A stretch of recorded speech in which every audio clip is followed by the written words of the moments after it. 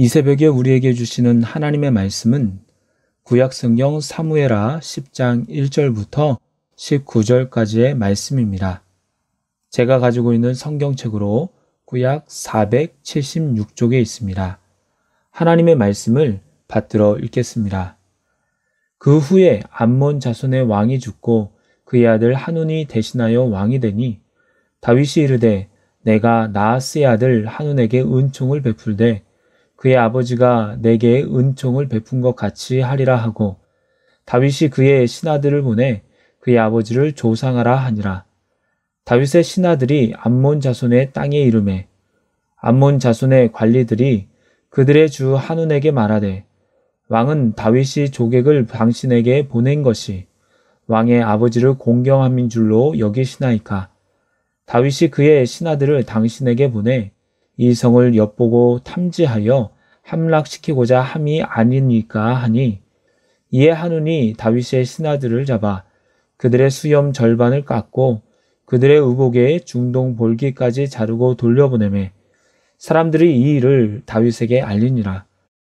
그 사람들이 크게 부끄러워하므로 왕이 그들을 맞으러 보내 이르기를 너희는 수염이 자라기까지 여리고에서 머물다가 돌아오라 하니라.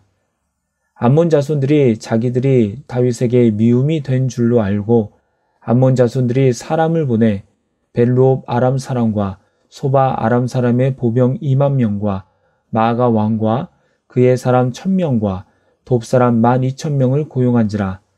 다윗이 듣고 요압과 용사의 온 무리를 보내매 암몬 자손은 나와서 성문 어귀에 진을 쳤고 소바와 루옵 아랍 사람과 돕과 마아가 사람들은 따로 들에 있더라.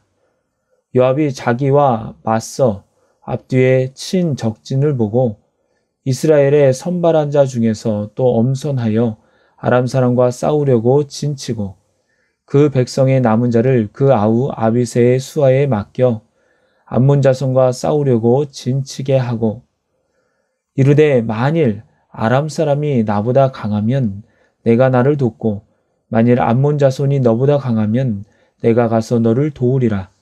너는 담대하라. 우리가 우리 백성과 우리 하나님의 성읍들을 위하여 담대히 하자. 여호와께서 선히 여기시는 대로 행하시기를 원하노라 하고 요압과 그와 함께한 백성이 아람 사람을 대항하여 싸우려고 나아가니 그들이 그 앞에서 도망하고 암몬 자손은 아람 사람이 도망함을 보고 그들도 아비새 앞에서 도망하여 성읍으로 들어간지라. 요압이 암몬 자손을 떠나 예루살렘으로 돌아가니라. 아람 사람이 자기가 이스라엘 앞에서 패하였음을 보고 다 모임에 하다데셀이 사람을 보내 강 건너쪽에 있는 아람 사람을 불러내매 그들이 헬람에 이르니 하다데셀의 군 사령관 소박이 그들을 거느린지라.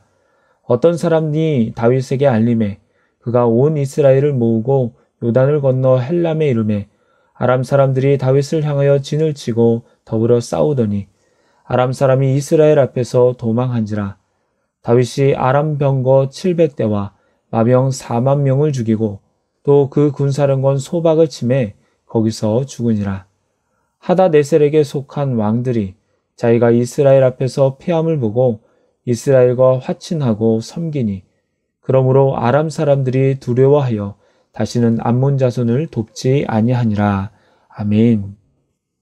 이 시간에는 잘못된 상황에서 먼저 해야 할 것이라는 제목으로 말씀을 나누도록 하겠습니다. 10장과 9장은 이어지는데요. 다윗이 사울의 손자이며 요나단의 아들인 무비보셋을 거두며 사울의 모든 밭을 다 줄 뿐만 아니라 그를 왕자 중 하나처럼 대하면서 다윗과 함께 왕의 상에서 식사를 하게 한 것이 9장의 내용이었습니다. 10장 1절은 그 후에라고 하죠. 무비보셋에게 은총을 베푼 다윗은 암몬 자손의 나하스의 아들 한운에게도 은총을 베풀고자 합니다. 그래서 2절에 보시면 다윗이 이르되 내가 나하스의 아들 한운에게 은총을 베풀되 라고 나와 있습니다. 9장 1절에서 내가 요나단으로 말미암아 그 사람에게 은총을 베풀리라 라고 하면서 무비보셋에게 은총을 베푼 것처럼 암몬 자손에게도 나하스의 아들 한운에게도 은총을 베푼다는 것입니다. 이미 8장에서 블레셋과 모압과 소바왕 하다데셀과 아람과의 전쟁을 이기며 암몬보다 군사적으로 우위에 있었던 다윗이었기 때문에 그들에게 은총을 베푼다는 것입니다. 다윗이 암몬에게 은총을 베푸는 이유는 두 가지로 추측해 볼 수가 있습니다. 첫 번째는 암몬의 나하스와 좋은 관계를 유지했기 때문입니다. 언제부터 다윗이 암몬의 나하스 왕과 친했는지 알 수 없습니다. 나하스는 사무엘상 11장에 보면 기르한 야베스 사람들에게 너희들의 오른쪽 눈을 다 빼야 너희와 언약하겠다라고 말한 교만하고 악한 왕이었습니다.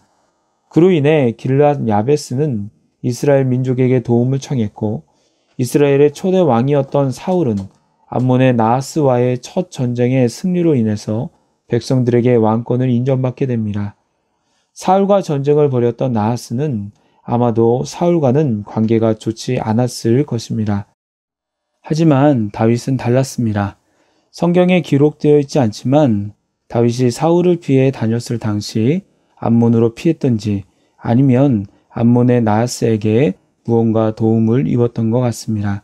그러기에 다윗은 나하스와 좋은 관계를 유지할 수 있었던 것입니다. 두 번째로 다윗이 암몬의 한눈에게 은총을 베풀고자 하는 이유는 하나님의 말씀 때문에 그렇습니다. 본래 암몬은 이스라엘의 적이 아닙니다. 하나님께서는 그들을 침략하여 땅을 정복하라고 명하시지 않으셨습니다. 신명기 2장 19절에 보면 암몬 족속에게 가까이 이르거든 그들을 괴롭히지 말고 그들과 다투지도 말라. 암몬 족속의 땅은 내가 내게 기업으로 주지 아니하리니 이는 내가 그것을 롯 자손에게 기업으로 주었습니다. 라고 말씀합니다. 사실 암몬은 아브라함의 조카 롯의 후손들이기에 이스라엘과 먼 친척 관계에 있는 민족이었습니다. 그러기에 적이 아니라 땅을 빼앗아야 할 대상이 아니라 같이 화친하며 적절한 관계를 가져야 할 대상인 것입니다. 그러기에 다윗은 나하스와 잘 지낸 것과 같이 그의 아들 한눈에게도 은총을 베풀기 위해서 나하스가 죽었을 때에 조문하는 사절단을 보낸 것입니다. 이 은총은 한눈과 개인적으로도 잘 지내자는 의미를 넘어서 각 나라 간의 우호 조약을 맺는 것과 같습니다. 하지만 나하스의 아들 한눈은 다윗의 은총에 대해서 의심하며 잘못된 판단을 하게 됩니다. 한눈의 신하들은 다윗의 신하들이 조문하러 오자 다윗이 조객을 보낸 것은 나하스를 공경함이 아니라 이성을 엿보고 탐지하러 왔다라고 오해를 합니다. 다윗의 의도를 제대로 알아차리지 못하고 곡해한 것입니다. 그럴 때 만약 한눈이 제대로 된 판단을 했으면 좋았을 것을 그는 신하들의 말을 그대로 듣고 다윗이 보낸 조객들에게 큰 굴욕을 주어 돌려보냅니다. 먼저 조객들의 수염 절반을 깎습니다. 이스라엘 백성들은 구체적인 종교 의식을 수행하는 일이나 극심한 정서적 고통을 표현하는 일 외에는 언제나 수염을 길렀습니다. 만약 남성의 수염을 상대방이 물리적인 힘을 동원하여 강제로 제거하는 것은 거스를 의미하거나 인격적인 모독을 의미하게 되었습니다. 또한 조객들의 의복을 중동 볼기까지 잘랐다고 합니다. 당시의 의복은 지금의 의복과 같이 상하유로 나눠져 있지 않고 전부 통짜로 되어 있어서 발목까지 내려왔습니다. 그런데 중동 볼기까지 잘랐다는 말은 양쪽 엉덩이 중간까지 엉덩이가 다 보이도록 잘랐다는 것입니다. 당시에는 속옷도 입지 않았습니다. 남성의 앞과 뒤가 다 보이게 잘랐다는 것은 지금의 시선으로 봐도 엄청난 치욕과 굴욕임을 상상할 수 있는 것입니다. 이러한 일을 당한 다윗의 신하들은 크게 부끄러워합니다. 다 점잖고 똑똑한 사람들이 갔을 텐데 그들에게는 인생에서 정말 잊을 수 없는 큰 충격이었을 것입니다. 다윗 입장에서는 또 그들에게 얼마나 미안했을까요? 그래서 수염이 다 자라기까지 여리고에서 머물다가 어느 정도 안정이 되면 돌아오라고 말해줍니다. 한편 이러한 한눈의 명령은 단순히 우호조약을 맺지 않겠다는 의미가 아니라 전쟁을 하겠다고 도발한 것이라고 볼 수 있습니다. 암몬 사람들도 이러한 사실을 알았습니다. 하고 보니 큰일 난 것입니다. 그래서 다윗이 쳐들어오기 전에 먼저 선수를 칩니다. 6절에 보면 암몬 자손들이 자기들이 다윗에게 미움이 된 줄 알고 암몬 자손들이 사람을 보내 벤루옵 아람 사람과 소바 아람 사람의 보명 2만 명과 마아가 왕과 그의 사람 1000명과 돕사람 12,000명을 고용했다라고 말합니다. 이들은 모두 갈릴리 바다 북쪽과 동쪽 지역에 있는 국가로 암몬의 라빠에서 북쪽으로 180km 떨어진 곳이었습니다. 당시에는 돈을 주고 용병을 사는 것은 흔한 일이었습니다. 평행 본문인 역대상 19장 6절에 보면 한우는 이들을 사기 위해서 은 1000달란트를 지불했다고 기록합니다. 하지만 돈만 보고 오지는 않았을 것입니다. 이렇게 주변 나라에서 많은 군사가 암몬을 도왔다는 것은 아마도 주변 나라들도 이스라엘이 점점 강성해지는 것을 보고 그들의 확장을 막기 위해서 암몬과 동맹을 맺었다는 것을 알 수가 있습니다. 그만큼 다윗이 당시에 승승장구하고 있었던 것입니다. 이렇게 도합 33,000명의 용병들과 암몬의 군사들은 한 팀이 되었습니다. 이 소식은 다윗에게도 들려졌습니다. 아모르 8장 12절에 보면 다윗이 아람을 이긴 후에 다메섹에 수비대를 배치해 두었는데 그들을 통해서 정보를 들었을 것입니다. 그래서 다윗은 전쟁을 하기 위해서 군사령관 요압과 다른 용사들을 보냅니다. 그렇게 요압이 병력을 이끌고 요단강을 건너 동쪽과 북쪽을 향하여 암몬의 라빠로 진군했을 때에 예상치 못한 위험한 상황이 군사들을 기다리고 있었습니다. 아람에서 온 용병들은 아직 암몬의 군사들과 합친 것이 아니었습니다. 암몬의 군사들은 라빠의 성문 어귀에 있었지만 용병들은 따로 들에 있었습니다. 그러니까 요압이 이끄는 군사들 앞에는 암몬이 있었고 뒤에는 아람의 용병들이 있음으로 인해서 앞뒤에 적이 있고 중간에 이스라엘이 있는 도망갈 곳이 없는 사면초가의 상황이 되어버린 것입니다. 요압은 이렇게 앞뒤로 포위되자 부대를 둘로 나누어 강해 보이는 용병, 즉 아람 사람들을 자신이 맡기로 하고 조금 약해 보이는 암몬을 그 아우 아비새에게 맡깁니다.